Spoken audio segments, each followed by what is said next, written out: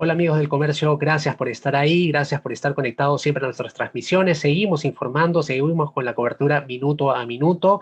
Las vacunas de Sinopharm, las primeras 300.000 dosis ya se encuentran en el Perú. En los próximos días ya se iniciará la vacunación, pero esto va a generarse a través de ciertas fases, ¿no? Fase uno, fase 2 y fase 3. Justamente para detallar sobre esas fases, nos acompaña hoy día el doctor Óscar Ugarte, exministro de Salud. ¿Cómo se encuentra, doctor? Buenas noches. Buenas noches, muchas gracias por la invitación. Doctor, la primera pregunta, ¿cómo debemos tomar los peruanos esta llegada de las primeras 300.000 dosis de la vacuna de Sinopharm? Sin duda con alegría y con expectativa, porque no, digamos, es tan importante las 300.000 que están llegando ahora, sino que eso es señal de que van a seguir llegando, por lo menos ya está informado y garantizado, que el próximo fin de semana llegan las otras 700.000 de China, que es el primer millón de los 38 millones que China nos va a vender. Pero el presidente anunció hace pocos días que mediante el mecanismo de COVAX Facility que organiza la Organización Mundial de la Salud, van a llegar otras 117.000 en febrero de este mes y 400.000 en marzo. O sea, va a llegar otro 500.000. Y también dijo que por Pfizer, con quien se han negociado 20 millones, hay un primer lote de 250.000 que llega en marzo y otro de 300.000 que llega en abril. O sea, ahí es otros 500.000. Si sumamos, vamos a tener de aquí a abril 2 millones de vacunas. Esos 2 millones, ¿para qué nos sirven? Nos sirve para cubrir al millón de personas que constituyen la primera prioridad, que es la primera fase, donde están el personal de salud, de la policía, del ejército, los miembros de mesa que también tienen que estar vacunados, en fin, todo lo que están en la primera línea. Por lo tanto, debemos tener la seguridad de que a ese primer millón de peruanos se les va a vacunar de aquí a abril y hay la vacuna. Yo creo que eso es muy importante decirlo porque con eso estamos garantizando que sigan funcionando los servicios de salud, que haya elecciones sin mayores problemas, que nuestros miembros del ejército, la policía, Serenazgo, Cruz Roja, etcétera, también estén vacunados, ¿no? Pero ese primer millón, por la forma como están llegando las vacunas, van a tener que ser vacunados digamos, de la próxima semana hasta abril, que es cuando llega el último lote de Pfizer. Muy bien, con eso cerramos, digamos, lo más importante o lo más urgente. Pero luego viene la segunda fase, y la segunda fase la integran las personas adultas mayores, o sea, todos los mayores de 60 años, que son más o menos 4 millones, más enfermos con comorbilidades, más comunidades nativas y también los maestros. Sumados todo eso, es más o menos un poquito más de 5 millones de personas. O sea, la segunda prioridad requiere aproximadamente 11 millones de vacunas, o sea, de dosis, para poder cubrir, porque recordemos que es 2 dosis por persona. Eso no tenemos todavía asegurado hasta el momento. Entonces, Eso. yo creo que es el trabajo del gobierno con Cancillería, Ministerio de Salud, etcétera, garantizar para que esas 11 millones puedan estar llegando, digamos, hasta abril, vamos a suponer, o mayo, de tal manera en que entre mayo, junio y julio se pueda vacunar a ese segundo contingente, ¿no es cierto? Que son los adultos mayores, como hemos dicho, ahí también están los maestros, en fin. Pero si completamos eso hasta julio, nos está quedando para vacunar en el segundo semestre al resto de peruanos, que son todos los de 18 años a 59 años, que no están considerados en los dos primeros contingentes. Eso se supone que son, si el primer contingente es 1.000.000, el segundo es, digamos, 5 millones, ahí son 6, más o menos 18 millones peruanos faltaría, y ahí se necesita 36 millones de dosis, ¿no es cierto? Que esperamos que se completen con el resto de Sinopharm, con el resto de Pfizer, con el grueso de AstraZeneca, etcétera. Pero eso para el segundo semestre. Lo importante es saber que no solo acá en el Perú, en todo el mundo, la vacunación es un programa que toma tiempo y que tiene un orden. Entonces, no pretendamos que a quienes nos pueda tocar, por ejemplo, en el tercer contingente, querramos vacunarnos ahorita. Eso no se puede hacer. Hay, como se dice corrientemente, oye, respeta la cola, ¿no es cierto?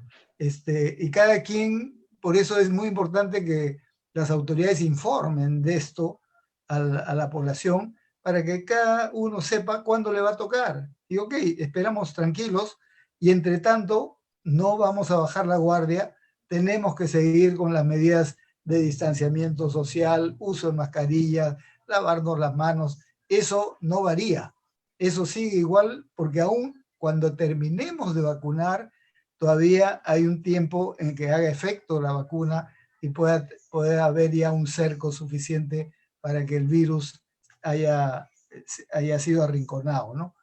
Entonces, creo que esto es fundamental, saber que es un programa, saber que esto va a tomar hasta fin de año, que por lo tanto no hay que desesperarse, todos vamos a ser vacunados, pero cada quien en su momento, y no hay que pretender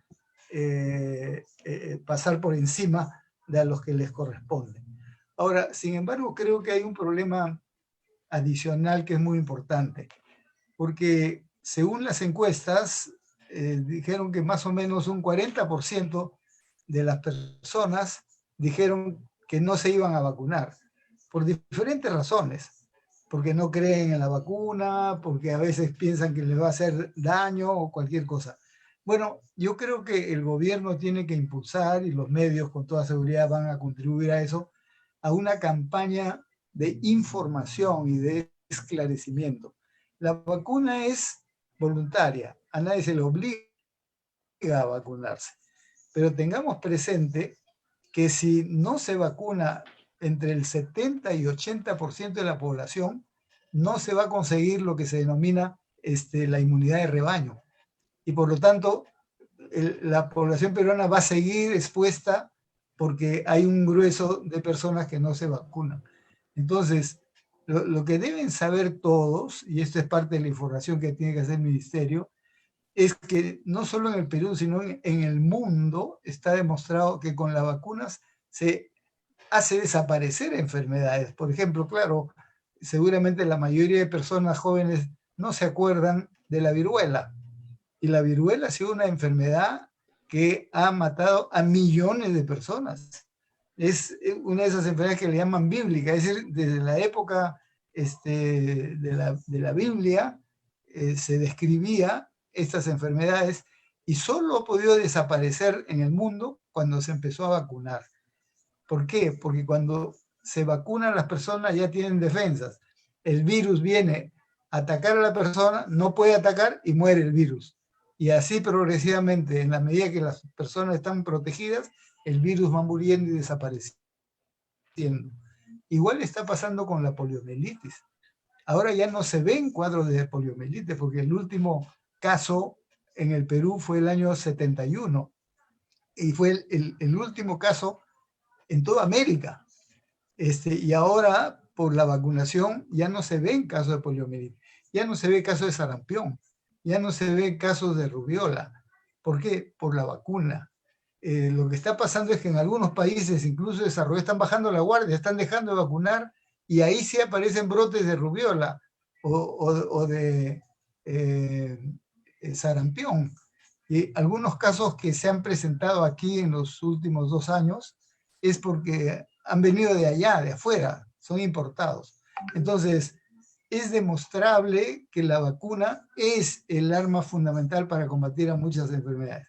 Pero de otro lado, también hay que informar que estas vacunas no causan estos daños o esto que se viene hablando en las redes, que le van a poner un microchip en el hombro para que los vigilen a todas las personas.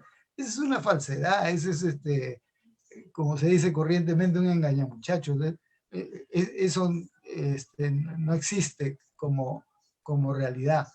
Y tampoco esto de que va a permitir malformaciones congénitas, que se van a alterar las características genéticas de las personas. No, no, no, eso es absolutamente falso, no hay ninguna demostración científica de eso. Entonces, creo que hay que hacer una campaña sistemática de información para que la gente, comprendiendo mejor, pueda vacunarse y así logremos que la gran mayoría de peruanos estemos protegidos y logramos ahí sí el 100% porque lograremos la inmunidad de rebaño.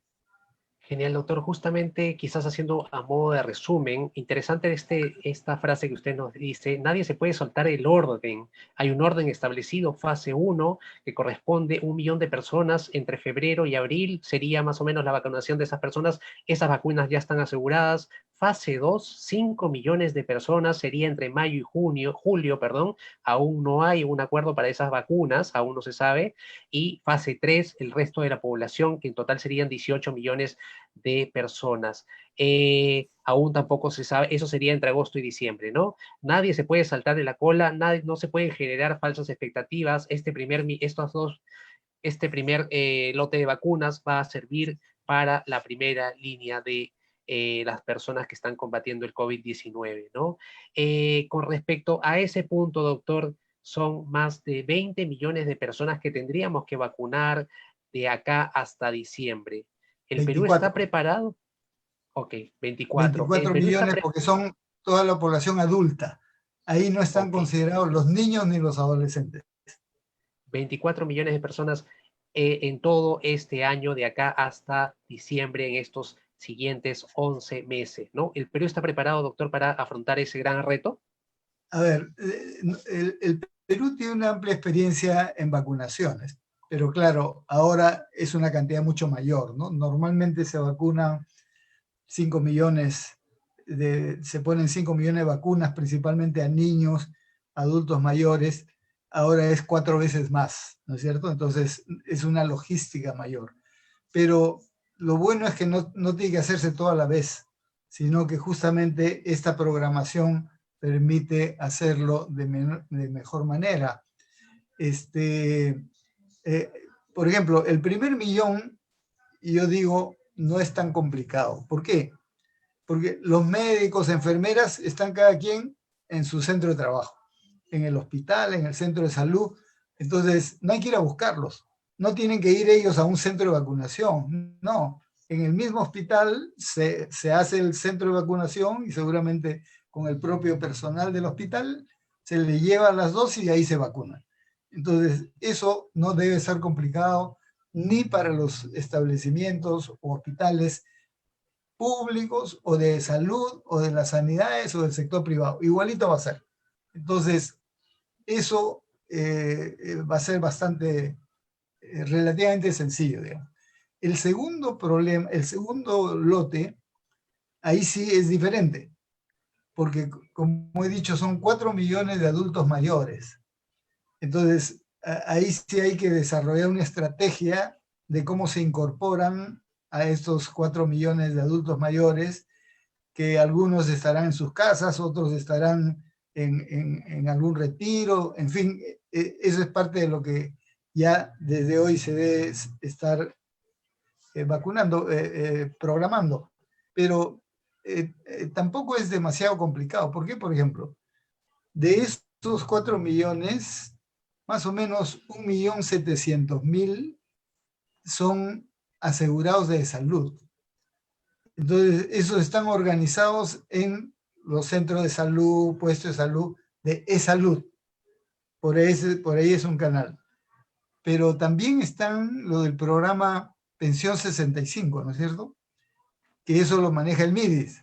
Entonces, a través de la organización, así como les llevan su dinerito mensualmente, se puede hacer la vacunación. Entonces, es cuestión de organizar. No es lo mismo que el primer grupo, ¿no? Que están más sencillos, o ya están ubicados. Pero aquí hay que programar, sobre todo en el segundo grupo, lo más, seguramente más complicado son las comunidades nativas, porque hay que ir hasta donde están. Pero también hay experiencia de eso, se va en peque, ya, eso se conoce. Y en el caso de los maestros no es complicado porque también todos ellos están organizados por las UGLs, las escuelas y demás. Un poco más difícil, pero hay tiempo para programar, es el tercer contingente, porque ahí estos 18 millones de personas, digamos, esos sí están por todos lados, ¿no es cierto? Sí. Entonces, pero creo que hay tiempo para organizar, no solo en los centros de vacunación del ministerio, de repente ahí se puede hacer también una alianza con el sector privado, de repente incorporar a las farmacias, en fin, diferentes sitios y modalidades para que la vacunación de esos 18 millones de personas pueda ser también en forma ordenada, rápida y culminar antes de fin de año. Estamos, creo, en condiciones como país de hacerlo. Tenemos, por ejemplo, condiciones para cadena de frío, porque normalmente se utilizan estos refrigeradores que de -2 a -8 grados. Eso hay en todo el país.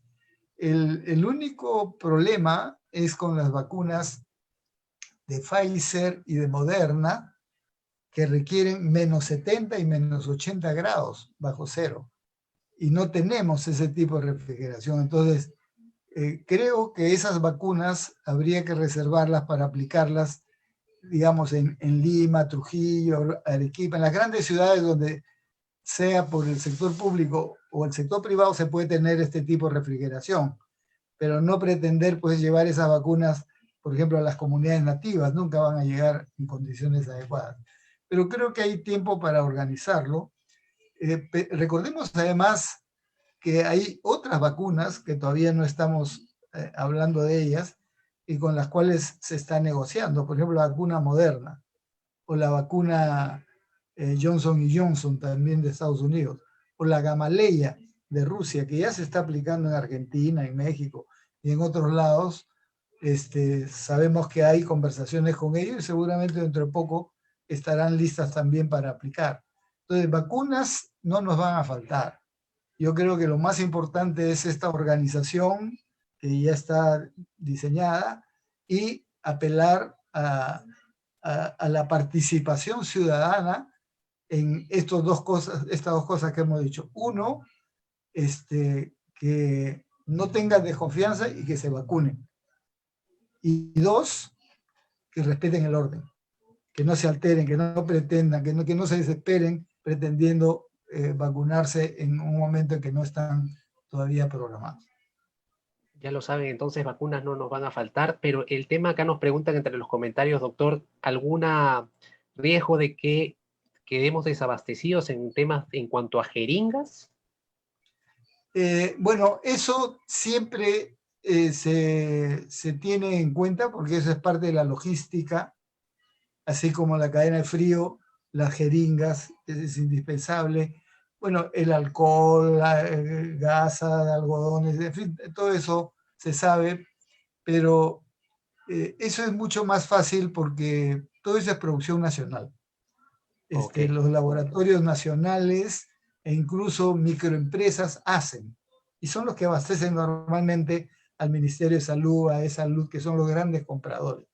Entonces, al contrario, eso va a ser un dinamismo para la propia economía, porque va a ser un motorcito de producción adicional que se resuelve fácilmente con la propia producción nacional. No se requiere importar eso. Y por lo tanto es cuestión de asignar los recursos y se va a disponer de todos esos requisitos. 28 de julio del 2021 vamos a tener un nuevo presidente, una nueva plana de ministros, y la pregunta que viene sobre ese contexto, ¿hay algún riesgo, doctor, de que se deshaga ya lo avanzado? ¿Hay algún pronóstico sobre eso o no? No, yo no creo. Uno, porque todos los acuerdos que se están adoptando y los convenios son o de gobierno a gobierno o de gobierno a empresas, que son compromiso de parte y por lo tanto no hay ninguna razón para no cumplir. Al contrario, si alguna autoridad quisiera desconocer, seguramente le van a caer encima con demandas judiciales, no solo en Perú, sino en el extranjero. No, yo descarto eso. Además, no creo que nuestras nuevas autoridades, sea elegido quien sea, pueda tener una idea tan diferente, digamos, a lo del sentido común, que es continuar con lo que ya se ha iniciado, ¿no? Y creo también que no solo en la implementación de estas estrategias, sino al contrario, en la asignación de mayores recursos para el sector salud, que es fundamental para continuar, porque la lucha, como ya hemos visto, estamos en segunda ola y en crecida, pero estamos viendo ya en Europa, por ejemplo, no necesariamente es Europa, pero Japón está en la cuarta ola, ¿eh? Claro, como ellos tienen mucha medida de prevención, sus olas no son tan grandes, pero son cuarta ola, ya les ha llegado a ellos, porque todavía no tenían la vacuna, ahora la vacuna ya resolverá.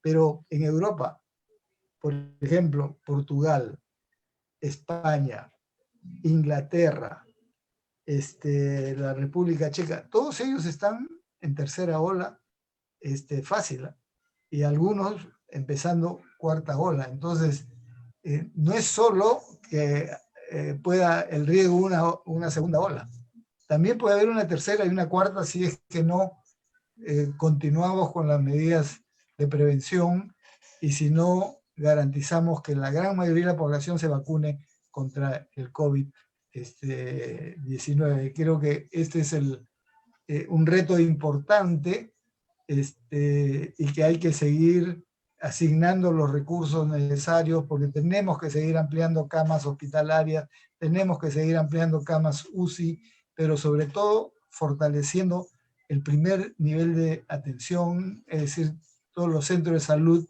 policlínicos de atención ambulatoria, ¿no? Porque es ahí donde la gente se atiende principalmente. Doctor, las dos últimas preguntas. Justamente usted mencionaba la importancia de la campaña de información para aumentar la confianza sobre las vacunas, ¿no? ¿Qué mensaje tiene usted para esos grupos antivacunas que de alguna manera están promoviendo los temores que algunas personas están adoptando sobre las vacunas? Bueno, yo lo que quisiera es apelar al sentido común y al respeto a la gran mayoría de la población, ¿no?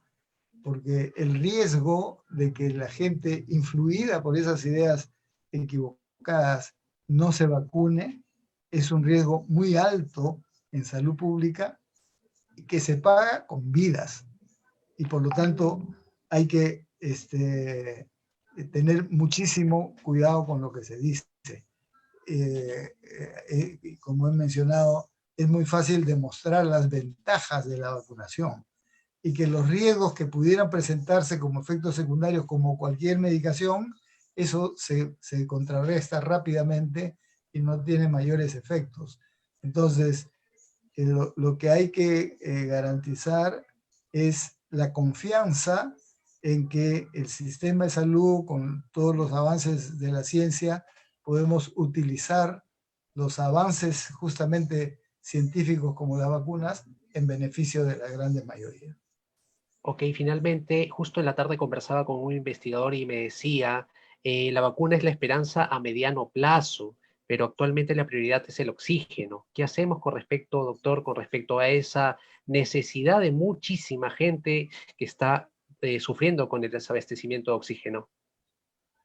Bueno, yo creo que hay que asignar los recursos necesarios para comprar plantas de oxígeno e implementarlas.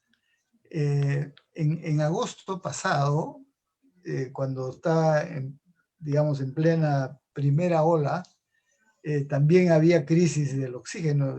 Esa crisis empezó en mayo y luego se acentuó en junio, julio, ¿no? Como recordamos.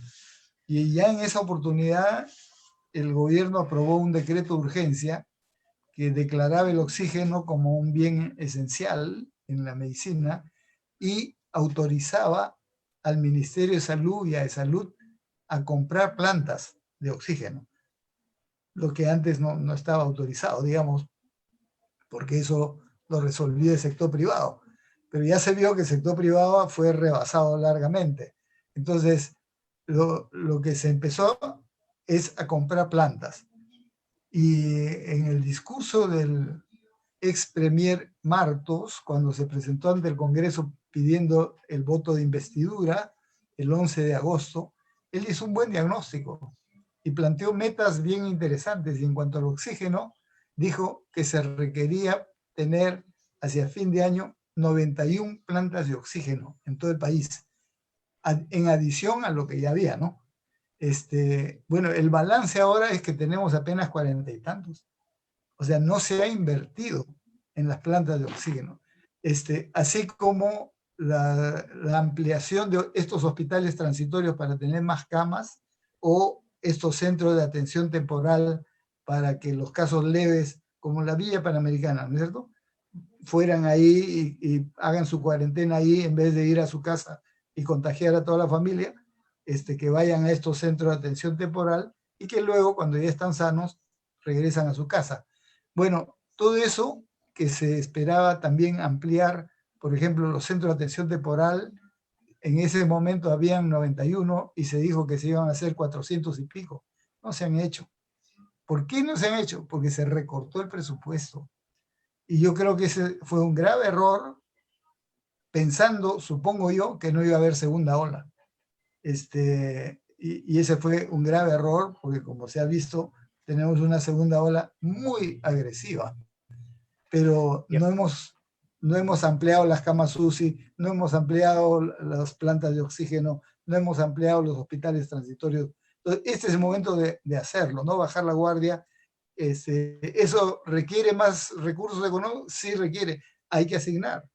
El Ministerio de Economía y Finanzas tiene un fondo que se llama el Fondo de Contingencia, que son más o menos 7.000 millones de soles, está en el presupuesto de la República. Bueno, sacar de ahí lo que sea necesario para darle a salud y poder resolver estas cosas que son urgentes, como el oxígeno, por ejemplo. No bajemos la guardia, el mensaje que creo que hay que destacar en estos momentos, doctor. Le agradecemos mucho su tiempo. Doctor, también le quiero dar el pase si usted quiere agregar algo, subrayar algo de todo lo que hemos comentado, por favor, adelante. Bueno, yo creo que es el momento de reforzar las medidas de prevención, desde las más simples, el lavado de manos, el protegerse con la flexura del codo a la hora de toser o estornudar, pero sobre todo mascarillas y además el aislamiento, el distanciamiento social, ¿no? Eso es fundamental y ahora es organizar la vacunación, no tener temor a vacunarse, sino al contrario, garantizar esta oportunidad para que de aquí a fin de año todos tengamos la protección con las vacunas y podamos tener un siguiente año mucho más saludable y en mejores condiciones para el país. Listo, estuvo con nosotros el doctor Oscar Ugarte, ex ministro de Salud. Un agradecimiento especial, doctor. Gracias por su tiempo y todo lo que nos ha ayudado a entender.